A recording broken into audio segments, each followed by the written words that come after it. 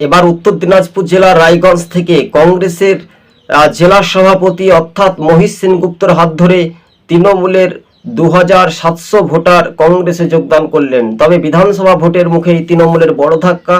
তবে উত্তর দিনাজপুর জেলায় কংগ্রেস 9-এর মধ্যে 4টি আসনে আপাতত এগিয়ে বা জয় ছিনিয়ে নিতে পারে বলে কংগ্রেস সূত্রের খবর।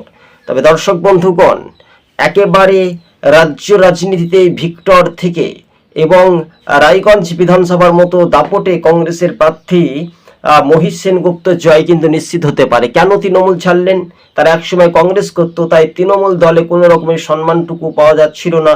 তাই ঘরের ছেলে ঘরে ফিরে নতুন একটা সমীকরণ বা চিত্র আগামী 23শে এপ্রিল আসতে দিন, তৃণমূলকে এই উত্তর দিনাজপুর জেলা থেকে ছুড়ে দিন, এই প্রশ্ন উঠছে সোশ্যাল মিডিয়ায়।